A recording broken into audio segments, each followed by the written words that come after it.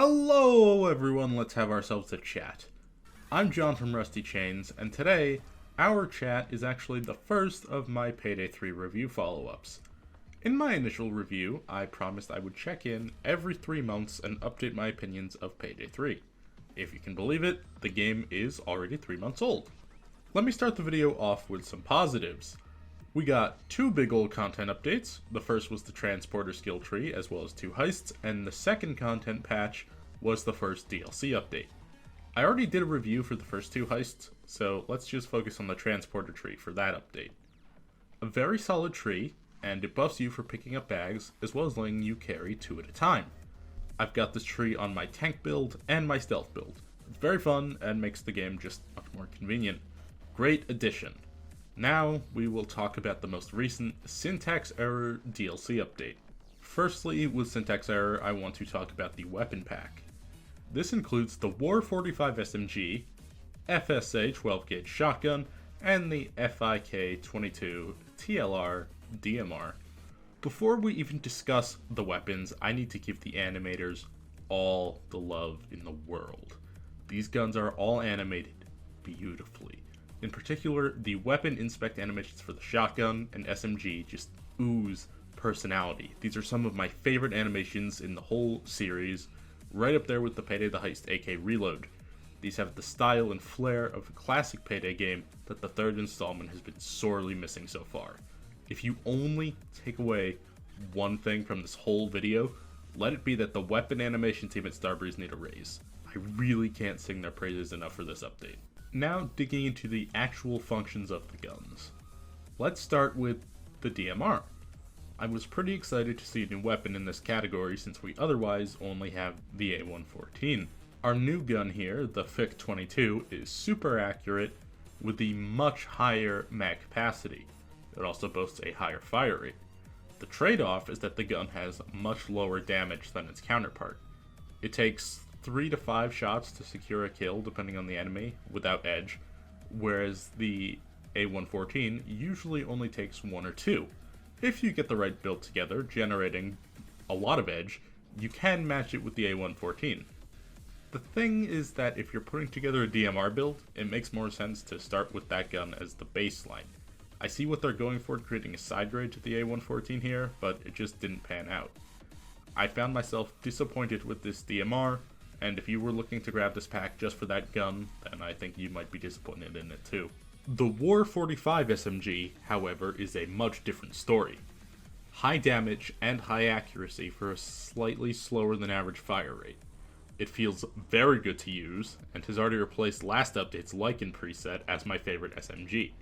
Starbreeze clearly listened to complaints from launch of SMGs feeling underpowered, though I wish base game guns saw some improvement rather than DLC purchases being the answer. Still, this gun looks and feels great. This thing is more than viable and you'll have a blast using it. On to the FSA 12 gauge. Good lord, this shotgun might be my favorite weapon in the whole game. Great fire rate, first mag-fed shotgun with the bonus of a pretty good mag size, as well as decent damage and accuracy. Throw in the sexy animations and it's perfect. A fine addition to any heister's collection. With the weapon pack including all of those stunningly animated guns, as well as tons of mods for each of them, I think it really is the highlight of the Syntax Error update. Moving on is the new Tailor pack. It includes 4 outfits, 4 pairs of gloves, and 4 masks. I actually like the stuff in this pack, but I've got to give it the big ol' thumbs down for now and recommend against buying it. This cost $5. Tailor packs in Payday 2 cost $3 for the same amount of stuff, but each outfit had multiple color variations as well. They released a Tailor pack in Payday 2 this year. Did they think we'd forget? These packs directly correlate. We're paying almost twice as much money for less content than the Payday 2 version of these packs. I understand there's a chance this could be due to the higher effort that went into creating these outfits in Unreal, but given the prices for the rest of this update, I refuse to give Starbreeze an inch. More on that in a bit. Last up is the Heist, the big Syntax Error heist itself. A very solid heist. Starts out in the lobby of an office building before you make your way to a sprawling server farm in the basement to gather experimental drone data. if you play it on loud, there's also a very fun and unique new escape in a nearby park area. I like this heist a lot. It is very possibly my favorite heist in the entire game. It's challenging in stealth with great CQC that really gives a lot of underserved guns a chance to shine in loud gameplay. That's why it really hurts me that I have to tell you not to buy it. This heist costs $10. This heist is good, really good, but not $10 good. The best heist in the entire Payday franchise is the Big Bank in Payday 2, and that launched at $7. As good as Syntax Error is, it's not beating that. Like I said, this is $10. The Tailor pack costs $5, and the weapon pack is $6. That's a total of $21 for this update, or $17 if you buy a Steam bundle. That's half the price of this entire game for one update, and the update has less than a quarter of the content of the base game. Even if we ignore that each DLC in this update costs more for the same or less content than the same business model in Payday 2, this is not a $20 update. If you're going to scale the price of an update to 50% of the base game less than 3 months after launch, you better have tons of good stuff in there. And it needs way more than this. It really feels like this pricing scheme is designed to scare future players into purchasing the Gold Edition while squeezing the people who bought the Standard Edition. I can't honestly recommend these DLC for these prices. In fact, I wholeheartedly say to avoid this DLC. A message needs to be sent to whoever is determining the prices here, be it Plyon, Starbreeze, or Embracer Group, that this is completely unacceptable and the community isn't going to stand for it, especially since you've announced you're also bringing back the microtransaction store next year. Now, moving on to the quality of life updates. With both of their bigger patches, they've been adding more and more first-person animations to the game for interactions. Almost every action, no matter how small, has them. I can't off the top of my head think of any interaction that doesn't have a unique animation. Once again, huge shout out to the animators. All doing a great job and absolutely carrying the post-launch support for Payday 3 right now. Love them. Beyond that, they've also added a new special enemy. The Techie is an enemy that posts up in a map and sends a horde of attack drones to chip away at your health and armor. The drones, which take a few shots to destroy unless you use an ECM, all have a gun on them that will whittle you down quite quickly. The Techie is cool conceptually, but is currently emblematic of two major issues I have with Payday 3. The Techie is only on Syntax Error for now, because Starbreeze said they didn't have time to finish the drone pathing on the other heists. It is also going to be nerfed due to doing far too much damage. Lastly, the heisters don't have voice lines for killing the Techie. The first major issue I have with this is that the Techie is clearly not finished. There's balance issues if it's just launching and getting immediately nerfed, and the way it interacts with the world is not complete. If this was an isolated issue, I could overlook it. However, this is becoming a constant with Payday 3. Game features and balance here are constantly taking this approach of, we'll start it now and then finish it later. The Techie's functionality is just one example. Armor bags were nerfed and then left in a poor state for 2 weeks before armor repair kits were implemented to compensate, and they're still not great. The medic bag is currently undergoing balance changes with the intention to improve it later. You gotta stop that, Starbreeze, please. Just stop releasing things unfinished to go back and wrap up in a future update. Just wait to make the initial changes until you've got the second part ready.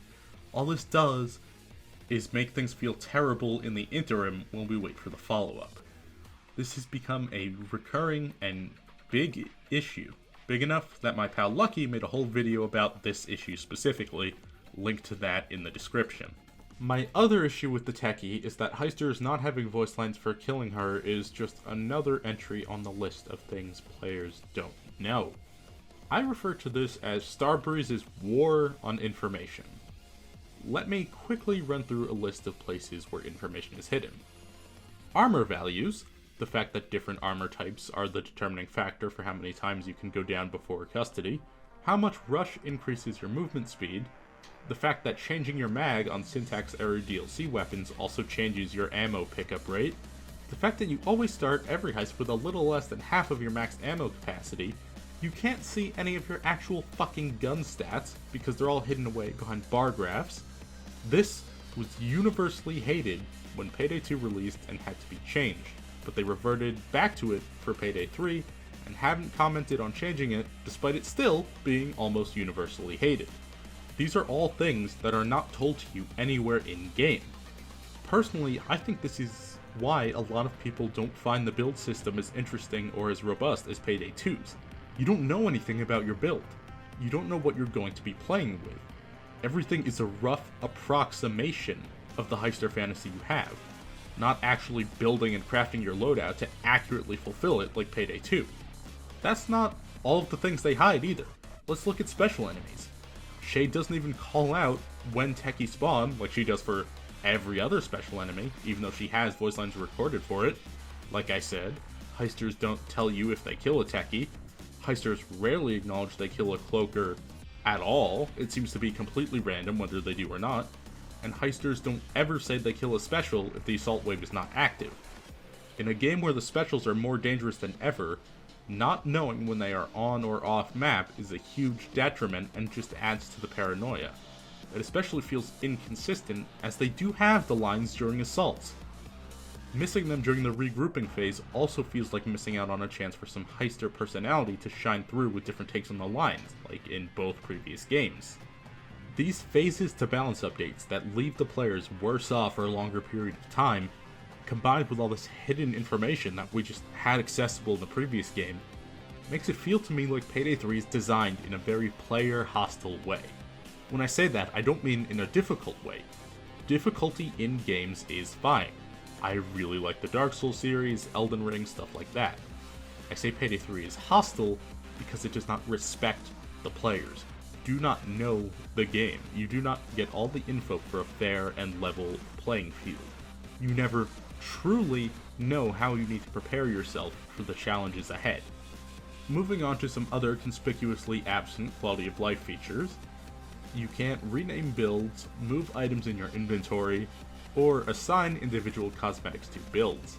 It's insane that some of the most popular features from Payday 2 did not return. Almir has been frequently asked during streams why quality of life features were removed. He always says that they were not removed, and we have to remember that they were not in Payday 2 at launch, so they weren't removed because they weren't in Payday 3 at launch. To that, I say it does not fucking matter, dude. You put these features into Payday 2, acknowledging that the game was better with them. You then did not bring them back in Payday 3, insinuating that Payday 3 is better without them, and I beg to differ. Last thing before the conclusion. Online only is still a problem. The odd nebula error or matchmaking error here or there continues. Restarting Heist via votes has just not worked properly in my parties for about a week now, even if I'm playing solo. Why do I need to vote if I'm playing solo? Matchmaking is also an increasing problem. Each heist and difficulty is its own unique matchmaking queue. That means with 11 heists, there are currently 44 queues fragmenting the objectively tiny player base. There's also an issue with almost every public lobby being stealth. Since there's no way to decide between opening a new heist or joining an existing one when you queue, this is leaving myself and many other people I've talked to feeling vilified if we try to play loud publicly. More often than not, you'll find yourself in a stealth run. This is not remedied with a frequently suggested solution of adding a designated stealth queue or loud queue. That would then split the community into 80 queues. This problem, even without the separate queues for loud and stealth, is just going to get worse with each new heist because that's just 4 more queues. This entire matchmaking system is continuing to have a tangible, negative effect on the game. Starbreeze have long since gone radio silent about the long-awaited offline mode, so no hope there either.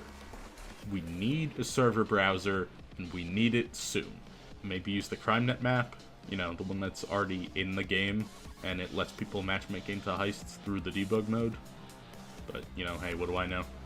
So, yeah, that's my updated Payday 3 review. The game looks and sounds great. It always has. They've made the good stuff better since launch, and there is more content.